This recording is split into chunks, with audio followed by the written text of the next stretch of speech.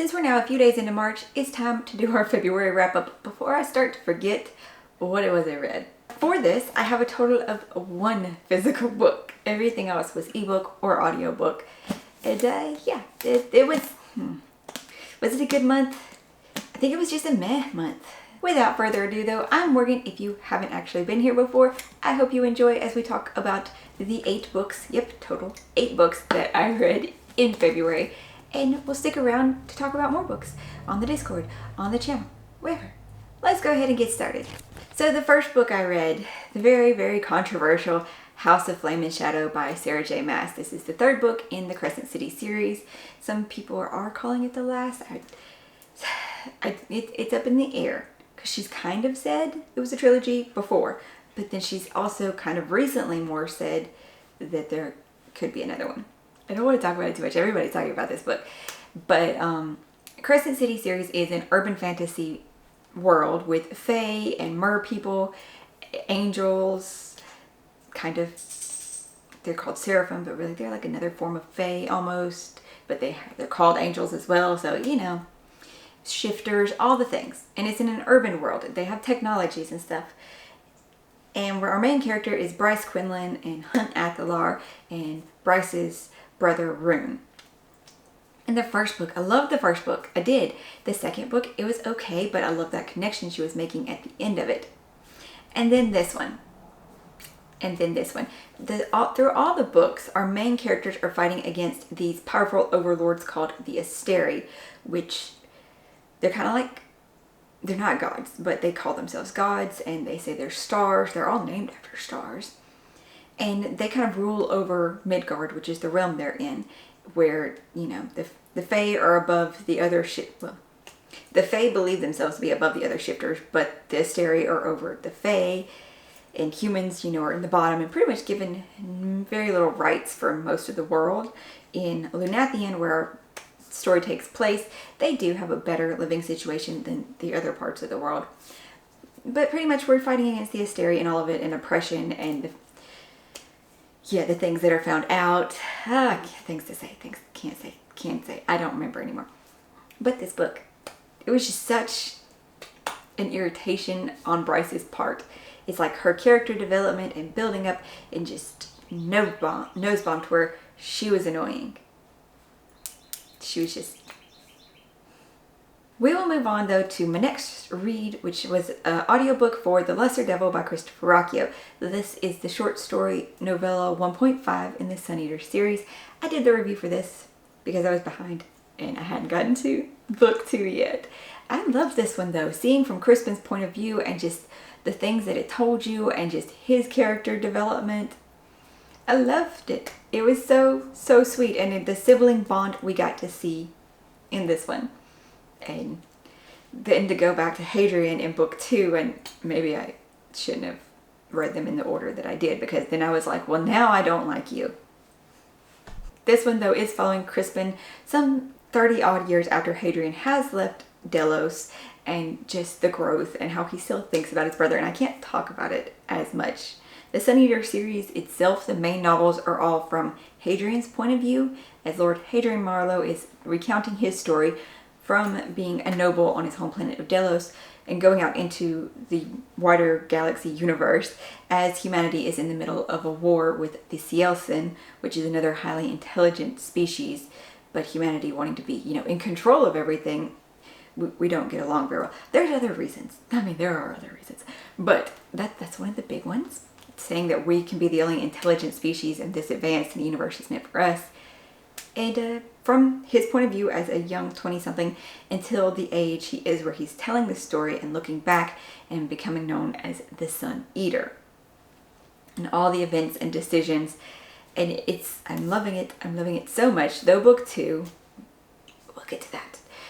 This one though, The Lesser Devil, it was a 4 stars. Check out the reviews for those. We'll move on. Okay, so the next one was an ARC. This one was kindly sent to me by the author, so I'm very thankful for that. That's very nice. It is Stormheim, The Train Through Time by Richard J. Blanco. Most unfortunately, I did not like this one. And it's probably just a me and his writing style not working. This one, we are following a girl though who her planet was destroyed by this cosmic force. Force is not the right word. The anomaly, I think, is what the description had said. I should have re-looked at it. I'm sorry. It is destroyed by this cosmic anomaly, and she is saved, though, by a group of protectorates, which they try to get to the planets before the anomalies can destroy it, because they have the technology to where they can sense the dark matter or something, that it's moving like that. And they have been in this kind of a war, but it's a losing battle type of war, with this anomaly since it destroyed their own homeworld. And she's saved, and a few others from her planet, and they're relocated, but she is kind of altered. And she decides to join on with these protectorates because the person who saved her and becomes her mentor could tell that there is something special and there was something different about her. I'm not going to talk about it too much though, because like I said, it could just be my taste versus his writing style. It didn't mesh well. This could be really good for you. And I don't want to put anybody's work down that they have tried very hard and put their whole passion into creating this work, because I probably couldn't do that. Next was another audiobook, Not Your Ex's Hexes by April Asher. This is the second in the Supernatural singles. It was a 3.5. And then also the next to last book, we'll just talk about them together maybe. Or no, I'll go in order. Not Your Ex's Hexes follows the second of the Maxwell triplets, Rose, who has spent her whole life training to be the prima for, leader of the Supernatural Council, because Supernaturals, this is another urban fantasy, romantic fantasy. No, this is an urban romance fantasy. It's not fantasy. Who knows? I don't know the classifications anymore. They're confusing. It's not romantasy. It's just urban paranormal romance. Sure, that. We are following Rose, though, who has been training to be the head of the Supernatural Council because her older sister apparently had no magic until she did. And now she's trying to find her place in the world. She's very lost. She's very happy to no longer be engaged, though, to the jerkbag that she was engaged to. And she didn't plan on dating. But enter Damien? Yes. Who also does not plan on relationships. Doesn't ever plan on being in love, because an ex from when he was 16 hexed him that if he was to ever fall in love, he would lose his humanity because he is half demon. He was on a bad path anyway. And until that happened, he didn't turn his life around to become a veterinarian. Yes, we have a hot veterinarian in animals, and it's just adorableness. And we have this very, very strong-willed woman who is trying to find her life, and they agree to a friends with benefits. And of course, things turn into more. Thankfully, there's no miscommunication trope though, like we had with the first book. So I greatly appreciated that. Everything was very straightforward. He didn't mean to tell her about the hex, but she did find out about it.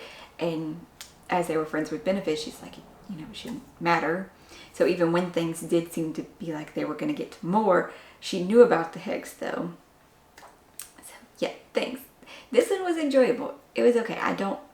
Even though I didn't like the miscommunication trope of the first book, I still, maybe I liked that one a tad bit more than this one, but this one was good. This one was okay. I enjoyed myself. It was just a light read. From there, though, we go to undoubtedly the worst book of the month. This would be I Only Read Murder by Ian and Will Ferguson. It was a 2.5 stars. This was just atrocious. I'm sorry, like I said, I don't want to put people's books down, but I don't know if they didn't know how to write a woman character, or they don't know how to write a celebrity character and they just assume celebrities. This was the most delusional character I have ever read. And it's also marketed as a mystery, but that doesn't happen until the last quarter of the book. The only reason I even finished this book, because it was an arc, and because it was so short.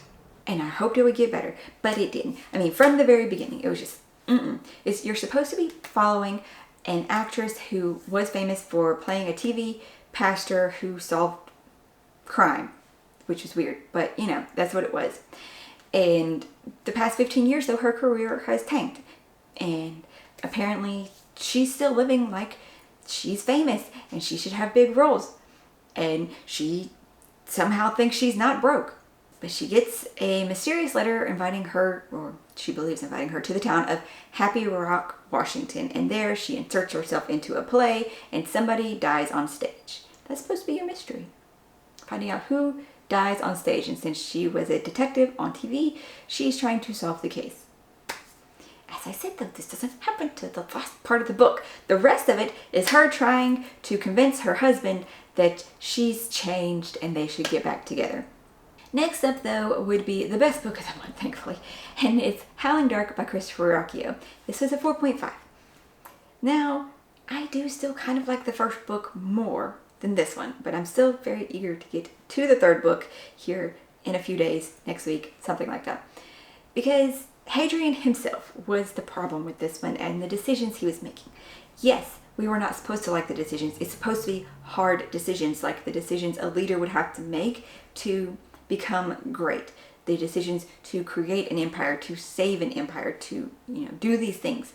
It's supposed to be hard decisions. And there are great parallels trying to be made between Hadrian and Alexander, which apparently Hadrian's middle name is Alexander, just spelled very weird.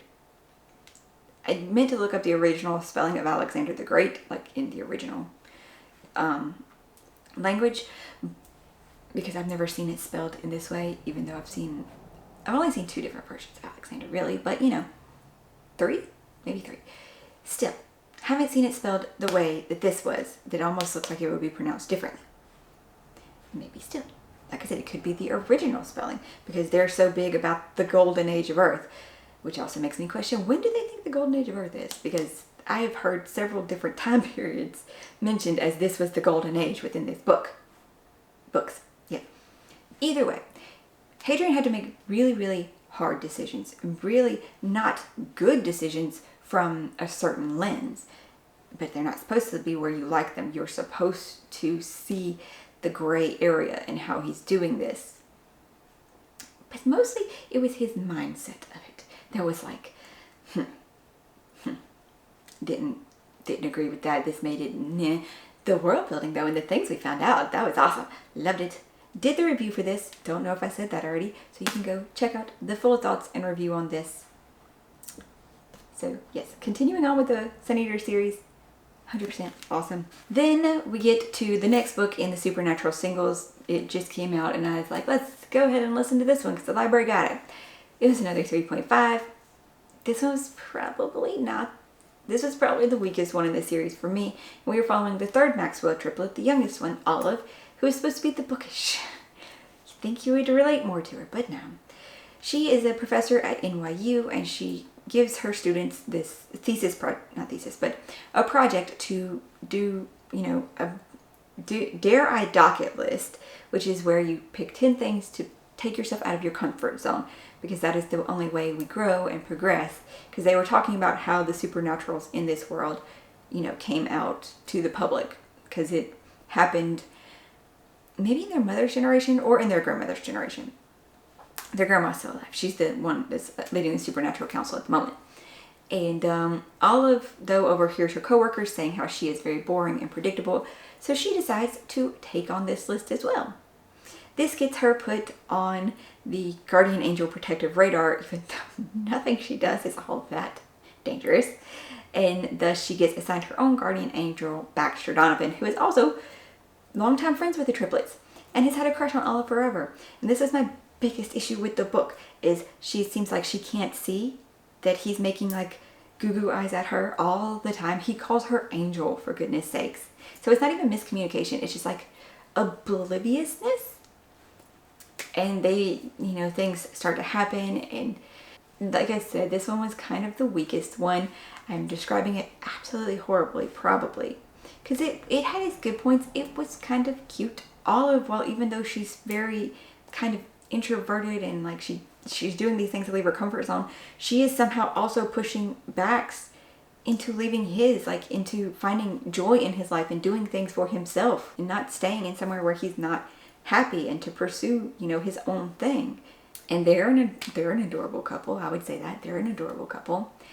However, like, this is a series. I don't think it's going to be a trilogy. I think they're going to make another one, and I think it's probably going to follow Harper, and I really don't care to read about the succubus and probably going to be Adrian, as they've had this weird flirty thing already happening, and like I don't want to. But it was, all of them were decent reads. I'm horrible. I'm sorry. They're cute.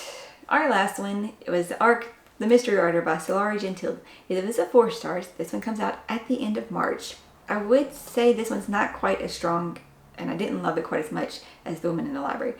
It is a similar format. It is also kind of nuts. You are following a writer who has just moved to the US where her brother lives because she's dropped out of law school. She doesn't care for it anymore. She feels like she's going to be a novelist. This is her passion. And then you follow her over the course of roughly a year as she's writing her first novel. She meets an older writer at a local bar slash cafe, which is the weirdest thing. It sounds, it does sound profitable, but also odd. And so she meets him one day while she is there trying to write, and they form this mentor relationship, and she finds out that he is actually a best-selling novelist. And so she takes like all of his writing advice, and the day after she actually gives him her manuscript, her completed one, to read, and he's telling her it's great and everything, but he won't give it to his agent because he's like, they're not the publishing group for you. You don't want to be there. And then he ends up dead. And so she is trying to deal with this horribleness, sadness, and grief, and trying to solve the mystery. And her brother's implicated, and trying to clear her brother's name, and says she'll do anything. So you get that from the description. And going through the book, though, that didn't happen for a while. And I was reading it, and I'm thinking, how are they even going to think it's her brother? There is nothing to tie him to this.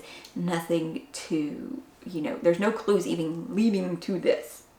Or her. Hardly. There's nothing. And then, it comes about and you see, oh, that doesn't make much sense. That's a huge, crazy sort of leap. And why would this have even happened? The style, though, that this author likes to do is to have excerpts at the beginning that are something different. And in this one, they're like chat room conversations. And they're kind of out there, but it's a running theme through it. And for the beginning, I really thought that this was like part of one of the novels, like either the mentor's novel or our main character Thea's novel. But they're not. They're real room. They're in this world, real chat room conversations. And they do totally come into play with the plot and the story. And it is insane. It is completely insane. The one thing that the mentor and Thea's in one part did give me a bit of the ick, especially finding out something else later on about that mentor. It was even kind of worse. And due to the time jump, not really a time jump, but a sped up pace as she's like writing the novel over the year after she first gets there into when the events of the main thing taking place where the mentor dies and everything, it's sped kind of quickly, and I didn't feel the chemistry or connection or whatever you were supposed to have there. I didn't feel it between the characters, so it also made it even more of a weird and an ick.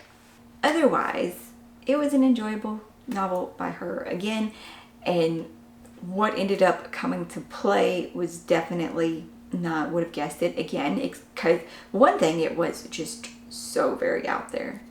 Those were all the books I read in February, though. It was a month, and I really hope that this video was not coming across too negatively. I also know that I did not describe most of the books great. I'd love to know, though, how your February's wrapped up, how your March is starting, and if you would like to join us to read What the River Knows. We are reading that now on the Discord, or if you want to talk about Sun Eater, read the Sun Eater with me, or any of the books that I'm reading in March, or just come talk about books in Discord. Link is down below. I hope you guys are having an awesome day, finding something great to read. I'll see you in the next one.